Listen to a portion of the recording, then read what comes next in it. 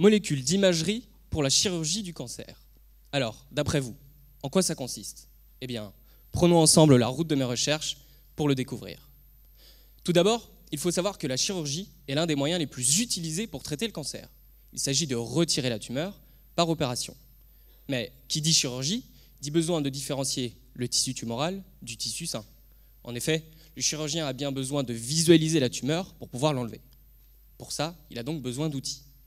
Malheureusement, avec les techniques actuelles, la tumeur est plutôt perçue comme une sphère compacte, alors qu'elle a parfois de fins prolongements qui ne sont pas visualisés.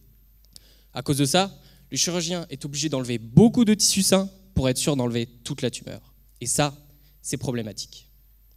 Dans ce contexte, le but de ma thèse, c'est de proposer un outil d'imagerie plus précis pour améliorer la qualité de la chirurgie. Nous proposons d'utiliser un agent lumineux. C'est une molécule qui met une lumière spéciale qui est détectable à travers la peau grâce à une caméra. Ça permet d'illuminer la tumeur. Mais notre objectif précis, c'est d'illuminer spécifiquement la périphérie tumorale pour vraiment bien délimiter le contour de la tumeur et la voir dans son entier, y compris les fins prolongements. Ok, mais alors, comment on s'y prend? Pour commencer, on a besoin de l'agent lumineux. Mais on ne peut pas le donner tel quel au patient, sinon son corps entier va être illuminé. Et à part ressembler à un schtroumpf, ça n'a pas grand intérêt.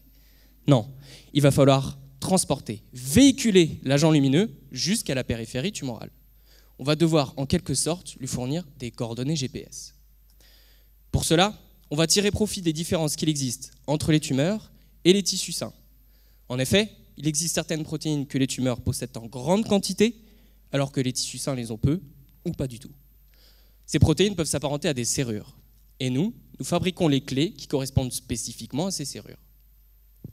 Ces clés vont nous servir de motifs de ciblage. Notre concept, c'est de lier les motifs de ciblage à l'agent lumineux pour le guider jusqu'à la périphérie tumorale. En fait, on forme une sorte de taxi moléculaire qui va pouvoir voyager dans tout l'organisme.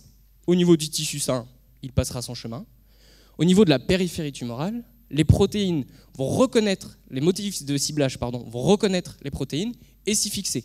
Ça va donc permettre à notre molécule de s'accumuler au niveau de la périphérie tumorale et de l'illuminer.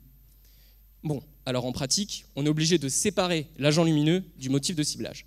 C'est pour ça qu'on utilise une plateforme moléculaire comme représentée là-haut. Au quotidien, mon travail consiste à fabriquer ces différents éléments et les assembler entre eux, un peu comme on assemble des Legos. La dernière étape consiste à tester biologiquement ces différentes molécules, d'abord sur cellules, puis sur souris, et ensuite sur l'homme. Et qui sait, peut-être qu'un jour, ces molécules seront utilisées en chirurgie pour traiter le cancer. J'espère vous avoir convaincu qu'avec la chimie, on peut vraiment faire de belles choses.